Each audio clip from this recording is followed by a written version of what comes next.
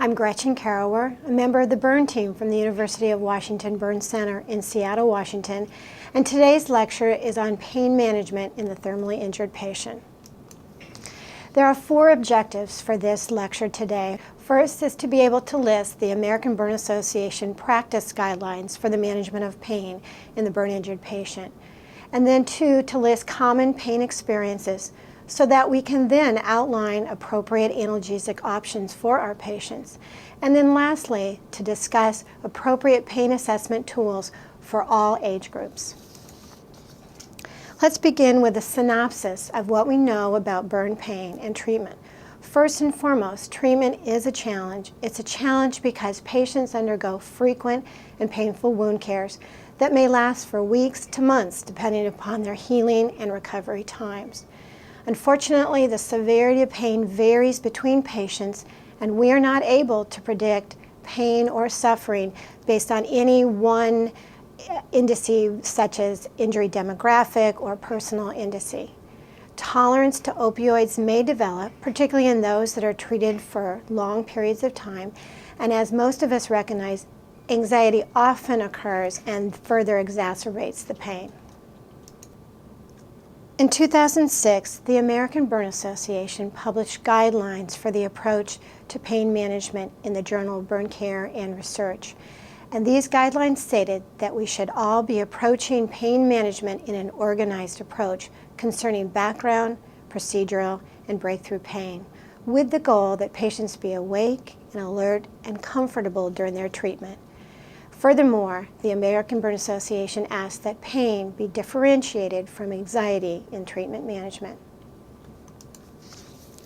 How is burn pain defined?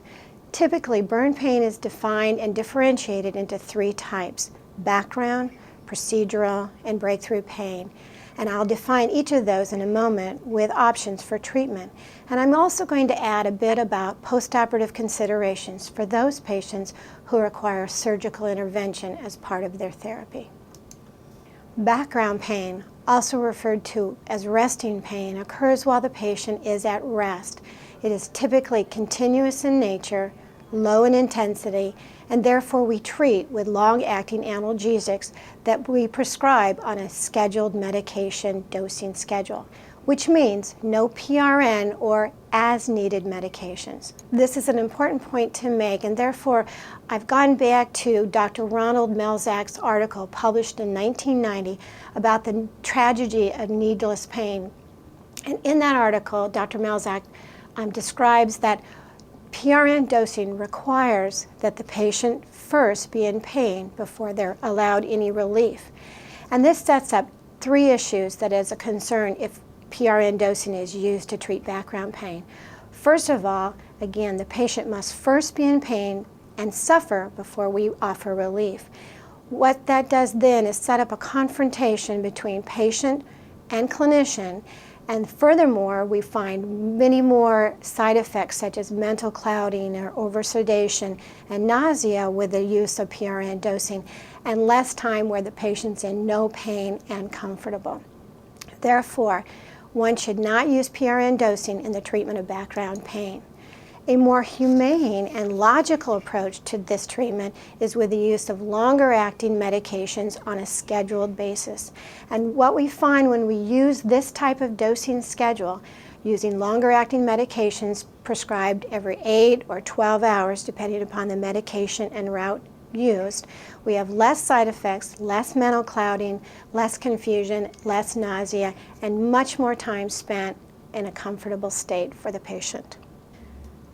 Procedural pain occurs during any painful procedure. It's also referred to as incident pain. For those with a burn injury, typically this occurs during painful wound care procedures when the wound is being washed or debrided. but it can also occur during other times of the day, for example, during physical therapy sessions when the therapist is exercising the patient and causing stretching of healing skin, which may be painful in and of itself. Typically, procedural pain is intense in nature and of short duration. Therefore, we treat it with analgesics of moderate to high potency and of using short-acting agents. Morphine sulfate, fentanyl, either intravenous or transmucosal, hydrocodone, oxycodone, or codeine have all been used to treat procedural pain. An important note to make, though, is for all procedural pain activities, one should pre-medicate their patient, and the timing of which depends on the choice of the drug and the choice of route being given. Breakthrough pain is exactly as its name suggests. It's pain that occurs despite our analgesic coverage. The intensity and duration of breakthrough pain is variable and episodic, and treatment depends on the severity of the pain experienced. Again, we typically use short-acting agents, typically morphine sulfate, oxycodone, treated or scheduled on a PRN basis. Here again, another point to remember is that when you are reviewing your analgesic treatment for background and procedural analgesics, look to how many times patients have been medicated for breakthrough pain. For example, if the patient's background pain is scheduled to be every 12 hours, and yet you find that about 2/3 of the way between those two scheduled doses, they're complaining of significant background pain and requiring additional analgesics, look to consider whether you should change your background pain scheduling such that it's either increase in the dose or given more frequent instead of every 12 hours, possibly given every 8 hours. Similarly, if a patient is complaining of excessive pain during their wound care procedure, again look to what you are providing for procedural pain and decide whether it's adequate, the dose needs to be changed, or whether pre-medication was not adequate with timing. I see increasing episodes of breakthrough pain as a red flag that requires us to re-examine our total analgesic pain plan. A note about postoperative considerations. When patients require surgical intervention for it to heal their burn wounds, a number of factors can influence their recovery and pain control.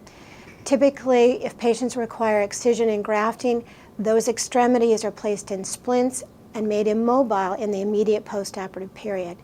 The inability to move an extremity or a body or one's body position can cause discomfort. In addition, if excision and grafting is required, new, previously uninjured tissue, the donor site, is oftentimes an intense and surprising painful experience when the patient awakens from surgery. Our treatment begins both before and after surgery.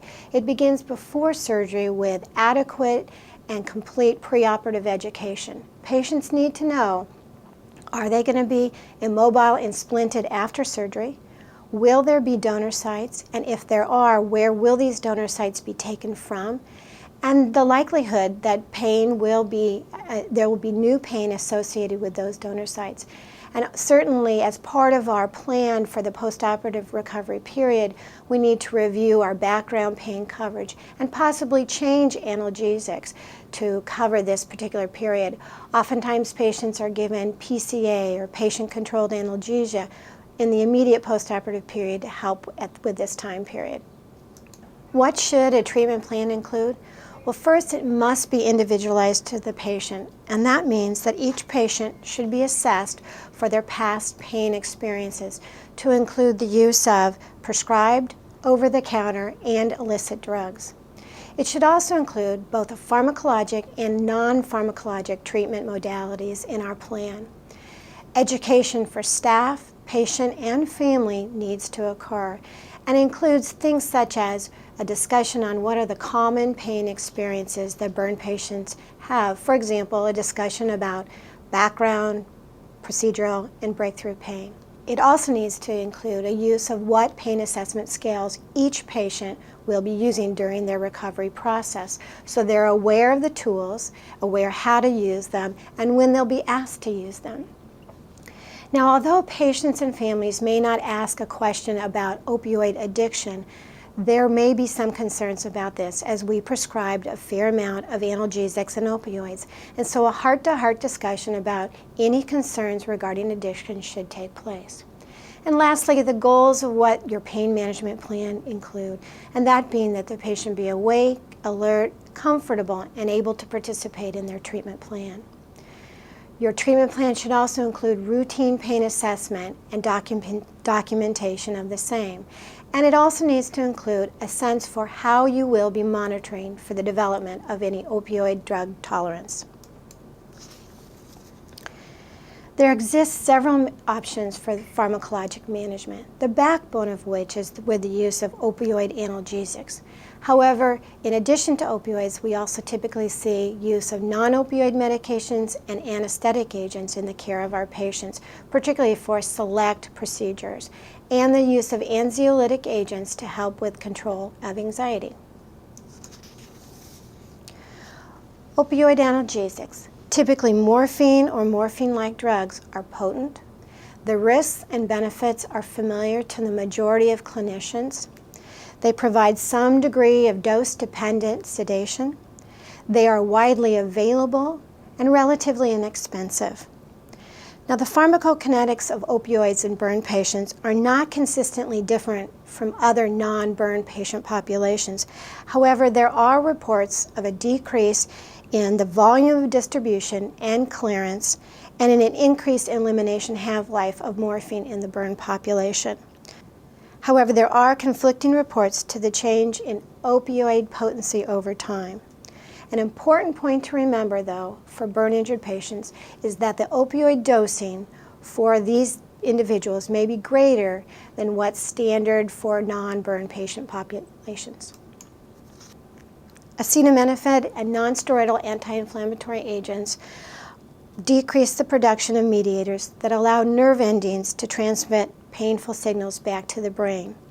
Although their analgesic effect is limited, and therefore they typically are not used as the primary or single modality for effective pain management, they may be useful adjuncts and are certainly useful in the outpatient setting. In addition, opioid agonist-antagonists such as nalbuphine provide analgesia with a limited ceiling effect and with fewer side effects than opioids. But at the current time, there is limited and varying experience with treatment of burn pain with these agents. Anesthetic agents are being used more frequently outside the operating room today, typically for more extensive dressing changes or for staple removal from grafted sites, and for bedside escharotomies in which eschar is being incised to allow better perfusion of distal extremities. Historically, ketamine has been used both intravenous and the oral route for children. However, new sedative drugs such as propofol have begun to be used because of their rapid onset and relatively shorter half-life, such that these agents can be titrated to level of consciousness and duration of action. It's important to note that these agents require licensed personnel who are knowledgeable about their use and side effects and actions, and working within institutional guidelines for procedural sedation and general anesthesia. Inhaled nitrous oxide has been used for quite some time and found to be safely administered by non-anesthesia personnel when approved protocols are used.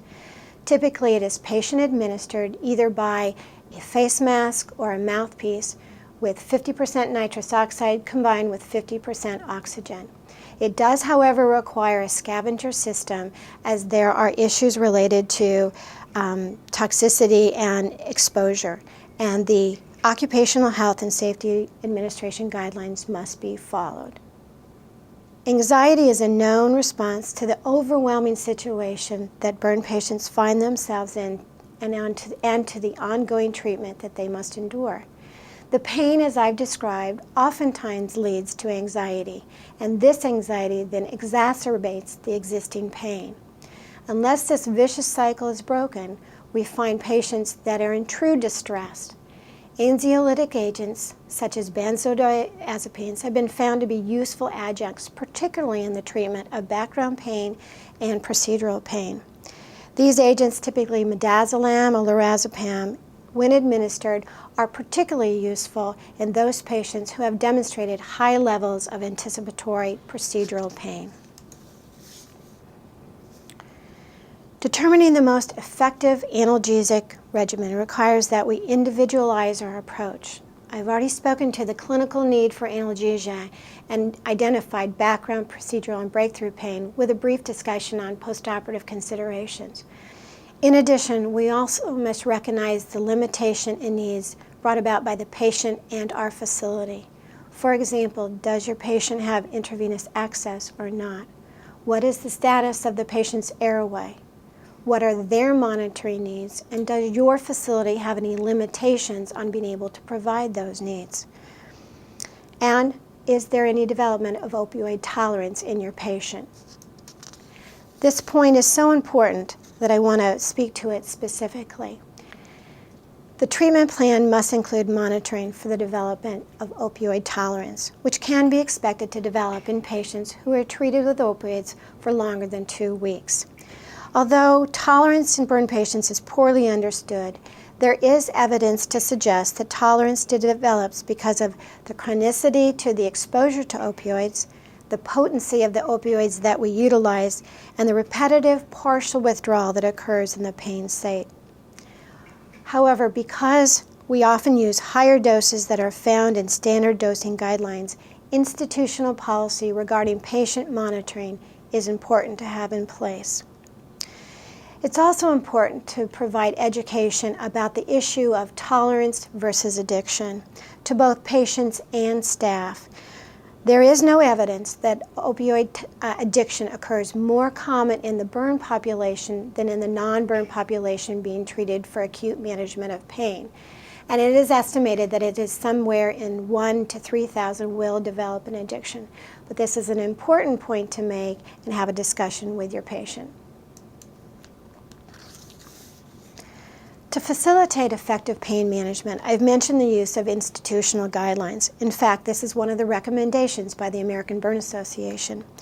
For the greatest benefit and utility, we suggest that guidelines be kept simple, that they are consistent with a limited formulary so that maximizes staff familiarity with the medications chosen, that these guidelines be medication and route specific in that they name the analgesic of choice, they provide optional analgesics if there are any, and the route be specified.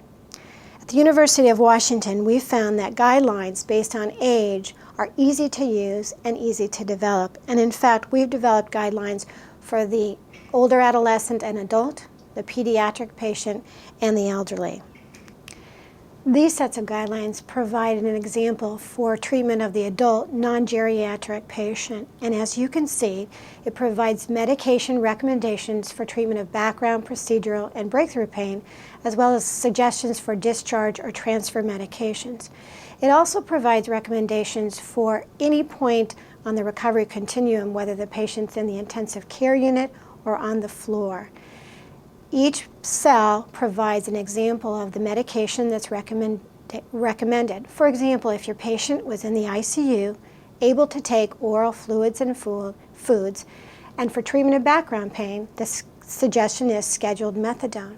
However, as with all guidelines, they are only that, a set of guidelines, and that for any given patient, if a treatment is found ineffective, for example, the example I just gave for the use of scheduled methadone, if the patient is not able to tolerate it for any reason, then that treatment should be changed. And in this particular case, we could schedule OxyContin or MS-Contin instead of the methadone as treatment for their background pain. Our guidelines are readily available on the nursing units and given to resident physicians at the beginning of their rotation.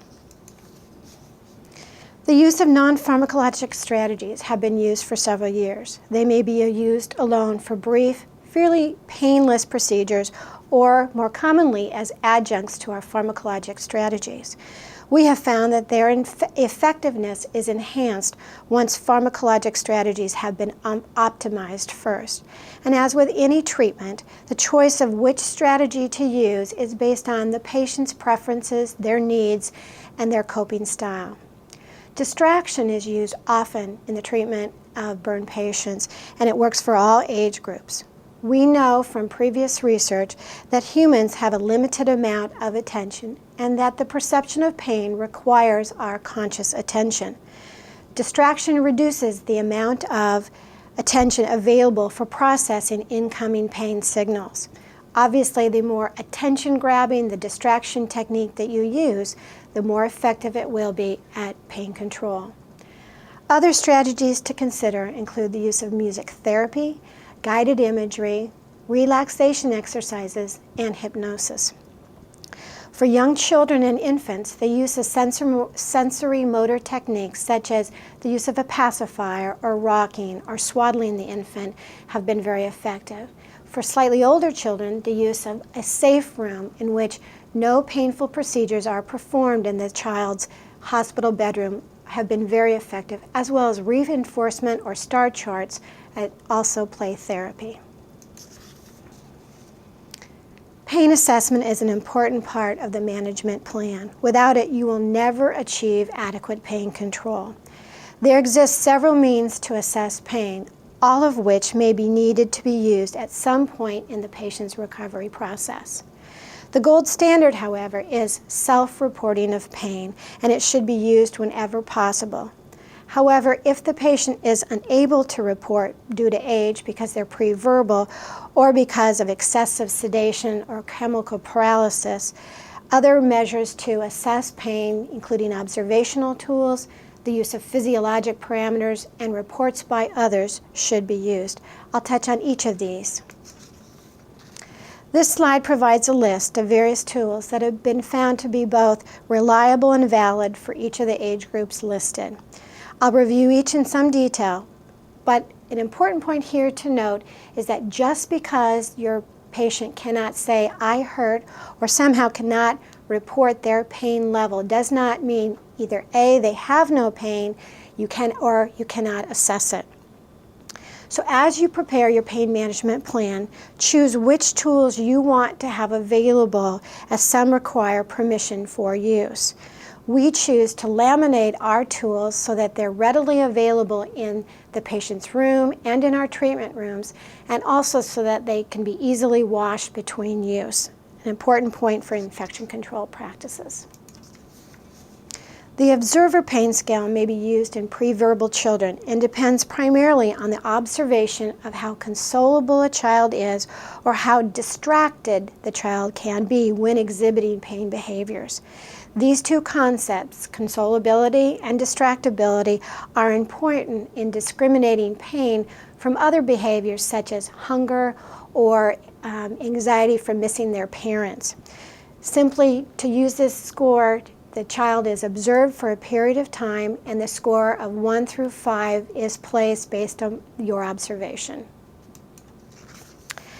The FLAC tool is another measure of pain used in pre-verbal children and also in any aged person with limited cognitive ability. It has demonstrated constructibility in postoperative pain measurement. This scale incorporates 5 categories of pain behavior: facial expression, leg movement, activity, cry, and again, consolability. As with the previous tool, the child is observed for a period of time, and based on the observation, a score from 0 to 2 is given for each category, which then results in a total score of 0 to 10. The higher the score, the more pain behaviors observed. Now, communication with young children who have limited language skills is possible as long as we use their terminology and an appropriate scale. By the age of 2 or 3, most children can describe pain. The FACES scale, as shown here in this slide, was derived from children's drawings. The tool is reproduced such that it is available at each time you ask the child to rate their pain. And as I said, using their terminology, words like hurt or owie or even pain are oftentimes used when we use this scale with young children. The child is asked to point to the face that best represents their situation. And again, as I mentioned previously, they are laminated for ease of use and cleanability. One of the oldest and most extensively tested self-reporting tools is the Oucher Pain Rating Scale. It has been tested in several ethnic groups in children as young as 3 and as old as 12 years. The tool consists of 2 separate vertical scales, the numeric scale from 0 to 100, and the photographic scale for younger children. The photographic scale includes 6 pictures of one child depicting expressions of no hurt at the bottom to the biggest hurt you've ever had at the top of the scale. The photographs were actually taken of real children during actual pain experiences while hospitalized. Children use the Oucher by selecting the photograph or the number that most closely represents the level of pain that they are experiencing. Currently, there exist 4 versions of this scale: the Hispanic, the African American, and the Caucasian scale is shown here in this slide, and more recently an Asian version has been developed and validated.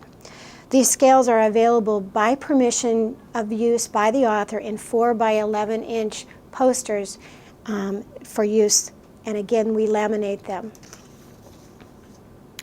A verbal rating scale consists of a list of adjectives describing different levels of pain intensity.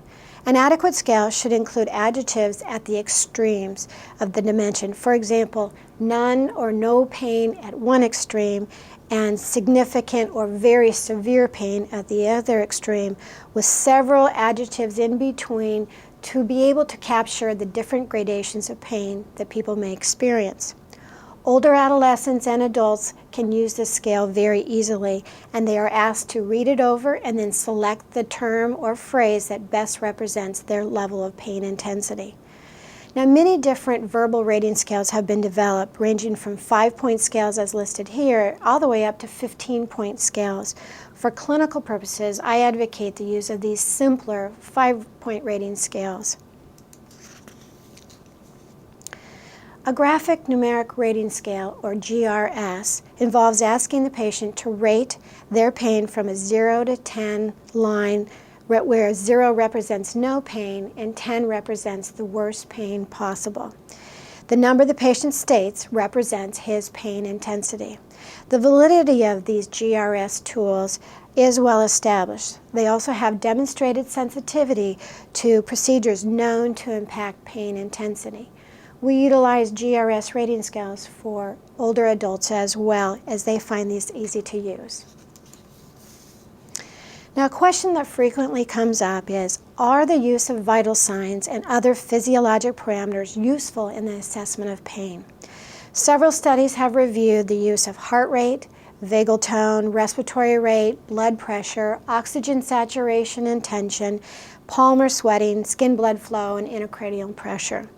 What these studies have shown is that these parameters are not reliable indicators or measures of pain, as they are impacted by so many other physiologic variables. However, it may be that at some times, particularly in the intensive care unit, you may be required to use these parameters, and my only caution is that use them with caution, as changes in each of these may be representative of different changes other than pain in your patient. I've mentioned several times that we need to differentiate between anxiety and pain, and oftentimes the two are so commingled with one another that it is difficult, and therefore we advocate the use of a specific tool that might identify anxiety or fear in this particular case. For children, several burn centers in the United States have used this fear thermometer as depicted on the slide. The child is shown this picture and asked to point to the thermometer that best reflects their level of fear at the time that you're asking. As with all assessment tools, it is important to explain the use of the tool to the patient, both child and adult, at a time with pain or anxiety is not an issue. Understanding how to use the tool will enable them to use it during periods of stress and discomfort. For adolescents and adult patients, a graphic numeric rating scale with end descriptors of no anxiety and the worst possible anxiety have been used clinically and been found beneficial for identifying levels of anxiety in these patients. Therefore, for the assessment of pain, we should, 1, individualize our pain assessment tool to meet the needs and the specific issues related to the patient. We need to teach how to use these tools when the patient is awake, alert, and oriented, and not in pain or feeling anxious. When we assess pain, include both procedural and background pain in our routine assessments. And then we need to utilize our assessment findings when titrating our analgesic medications. And lastly, we need to differentiate in our assessment pain from anxiety or fear. In summary, our approach to effective pain management of the burn-injured patient includes the use of established guidelines for the management of pain that individualize treatment plan to the patient at where they are on their recovery continuum. We need to recognize and value pain assessment. We must differentiate between pain and anxiety and recognize the influence that each has on the other. The pain management plan must include the use of anxiolytic agents when indicated, both for procedural and background anxiety management. And we must be ever cognizant of the potential for opioid tolerance, especially in those receiving opioid agents for long periods of time. In essence, we must promise attentive analgesic care.